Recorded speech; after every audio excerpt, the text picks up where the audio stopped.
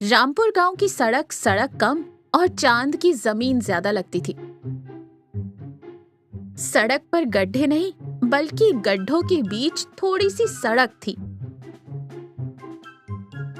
सबसे बड़ा गड्ढा ठीक चंपक सेठ के घर के मोड़ पर था। चंपक सेठ वही ठेकेदार थे जिसे इस सड़क को बनाने का पैसा मिला था, पर उसने सड़क की जगह अपनी तिजोरी भर ली थी। बारिश हुई और वो गड्ढा एक छोटे तालाब में बदल गया। कीचड़, पानी और मगरमच्छ, लोग परेशान थे। लेकिन चंपक अपनी बड़ी गाड़ी में निकल जाता।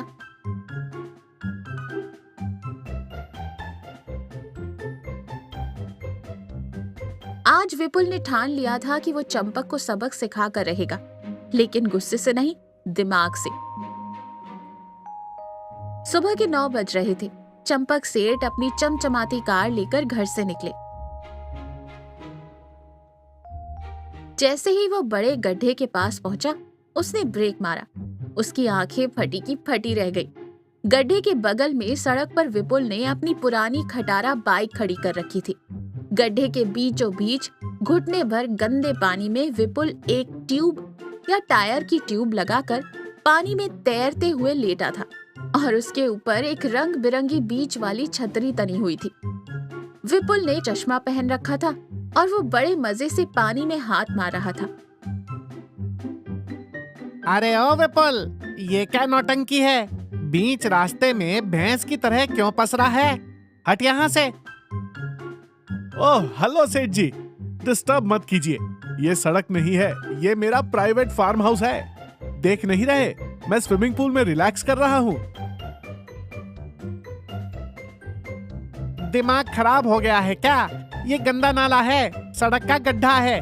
निकल बाहर, मुझे शहर जाना है। सेठ जी, आप ही तो कहते हैं कि सड़क एकदम फर्स्ट क्लास बनी है। अगर सड़क अच्छी है तो ये पानी कहाँ से आया? और अगर पानी आया है तो ये स्विमिंग पूल ही हुआ ना। मैंने तो बस इसका सदुपयोग किया है।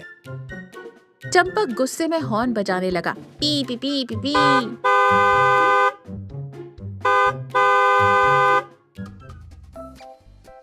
तभी वहां से विपुल का दोस्त कल्लू हाथ में एक बड़ी सी थाली और टिफिन लेकर आया था। कल्लू ने पैंट ऊपर मोड़ी और वो भी छपाक छपाक करता हुआ गड्ढे के पानी में घुस गया। विपुल भाई, ये लो, निम्मी दीदी ने गर्मा गर्म पूड़ी और आलू की सब्जी भेजी है। और हाँ, मीठे में खीर भी है। कल्लू ने विपुल की बाइक की टंकी को टेबल की तरह इस्तेमाल किया और खाना सजा दिया।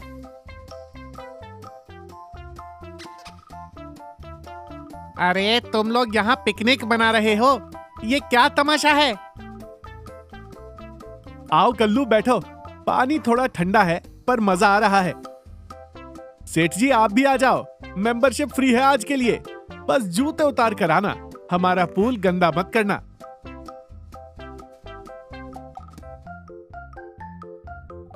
ठीक उसी समय निम्मी दादी भी वहां आ गई। वो सड़क के सूखे किनारे पर खड़ी होकर कमर पर हाथ रखकर देखने लगी। का हो सेठ जी, काहे चिल्ला रहे हो लल्ला पर? बेचारा गरीब आदमी है, गोवा तो जा नहीं सकता, तो तुम्हारे बनाए गड्ढापुर में ही छुट्टियां मना रहा है। देखो कितना सुकून है उसके चेहरे पर। दीदी, तुम भी इसका साथ दे रही हो? रास्ता रोका है इसने मेरा। अरे रास्ता तो तुमने रोका है पूरे गांव का 3 महीने से। ये गड्ढा तुमने नहीं भरा तो लल्ला ने भर दिया अपने आप से। विपुल और कल्लू बड़े चाव से खाना खाने लगे। कल्लू ने एक बड़ा निवाला लिया। वाह विपुल भाई, क्या लोकेशन है। नीचे पानी की ठंडक, ऊपर बादलों की छांव और हाथ में पूड़ी। ऐसा लग रहा है जैसे हम किसी 5 स्टार होटल के वाटर डाइनिंग में बैठे हैं। सही कहा कल्लू, बस एक ही कमी है, वेटर सर्विस थोड़ी धीरी है। अरे सेठ जी, खड़े खड़े क्या देख रहे हो? थोड़ा पानी ही पास कर दो। बोतल गाड़ी में रह गई क्या? चंपक का चेहरा देखने लायक था। उसे अपनी बेइज्जती महसूस हो रही थी, लेकिन विपुल ने कोई बदतमीजी नहीं की थी। वो तो बस मजे ले रहा था। विपुल, मैं आखिरी बार कह रहा हूँ, हट जा। वरना वरना क्या सेठ जी, आप क्या करेंगे? पुलिस बुलाएंगे? बुला लो। वो भी आएंगे तो पहले पूछेंगे कि सड़क पर तालाब किसने खोदा है, फिर चालान किसका कटेगा, मेरा या आपके ठेकेदारी लाइसेंस का। ये सुनकर चंपक चुप हो गया। बात में दम था, अगर अधिकारी आ गए तो पोल उसी की खुलेगी। चंपक उस दिन तो किसी तरह साइड से कीचड़ में गाड़ी के टायर सनाते हुए निकल गया।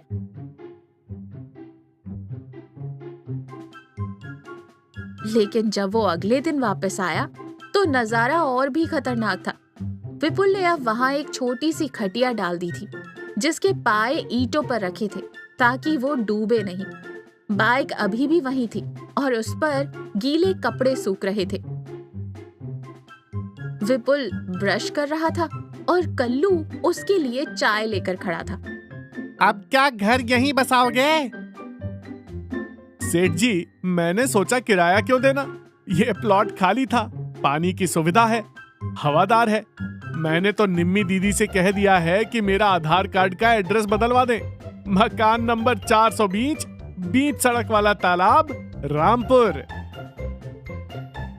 निम्मी दादी हंसते हुए बोली, हाँ सेठ जी, और मैंने तो ये भी सोचा है कि इस बार गांव की पंचायत भी यहीं बिठाएंगे। तुम्हारे लिए भी एक कुर्सी डलवा दी है, वो देखो उस गहरे वाले कोने में। चंपक को अब समझ आ गया कि ये मामला गर्म हो रहा है। गांव के लोग अब हंस रहे थे, गुस्सा नहीं कर रहे थे, और ये हंसी चंपक के लिए ज्यादा खतरनाक थी।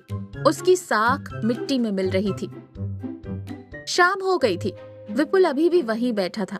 मच्छर काटने लगे थे, लेकिन वो हटा नहीं। चंपक अपने घर की बालकनी से ये सब देख रहा था।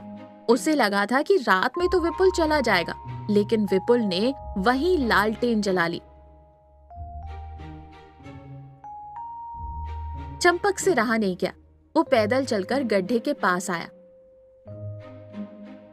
विपुल, अब बस कर भाई, रात हो गई है, मच्छर काट खाएंगे, बीमार पड़ जाएगा, घर जा। विपुल ने लालटेन की रोशनी में चंपक की तरफ देखा। इस बार उसके चेहरे पर हंसी नहीं थी, थोड़ी संजीदगी थी।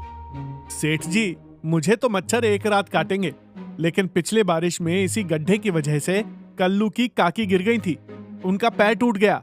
स्कूल के बच्चे कीचड़ में सने बिना स्कूल नहीं जा पाते। जब कोई बीमार होता है तो एम्बुलेंस को गांव के बाहर रुकना पड़ता है, क्योंकि यहाँ गाड़ी हिचकोले खाकर मरीज को और मार देती है।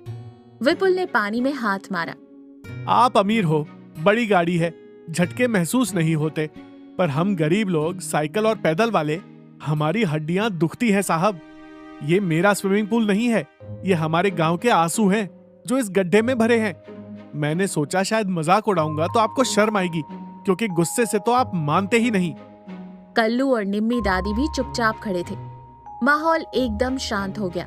सिर्फ मेंढकों की आवाज आ रही थी। चंपक को विपुल की वो आंसुओं वाली बात चुभ गई।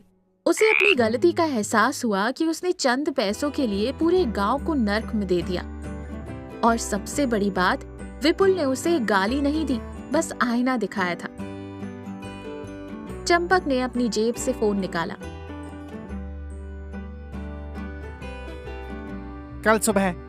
कल सुबह मशीन आ जाएगी विपुल। वादा सेठ जी, या फिर कोई नई कहानी? वादा, मैं खुद खड़ा होकर भरवाऊंगा और कंक्रीट की डलवाऊंगा ताकि दोबारा स्विमिंग पूल ना बने। अब उठ जा भाई, मेरी नाक तो तूने वैसे ही काट दी पूरे गांव के सामने। ऐसे कैसे उठ जाऊं सेठ जी, अभी तो डिनर बाकी है। चल, आज डिनर मेरे घर पे, तुझे और कल्लू को शाही पनीर खिलाता हूँ। निम्मी दीदी, तुम भी आ जाओ। अगले दिन सुबह सचमुच ट्रक और रोलर आ गए। विपुल ने अपनी बाइक और छतरी हटाई, लेकिन जाने से पहले उसने गड्ढे को हाथ जोड़कर ऐसे प्रणाम किया जैसे किसी बिछड़े यार को विदा कर रहा हो। अलविदा मेरे दोस्त, तुम्हारी वजह से ही सेठ जी की आंखों का मोतियाबिंद ठीक हो गया। निम्मी दादी ने हंसते हुए कहा, अगली बार सड़क टूटी तो हम विपुल की शादी का मंडप वहीं बीच सड़क पे ही गड़वा देंगे, क्यों कल्लू? सब जोर से हंस पड़े। सड़क बननी शुरू हो गई थी।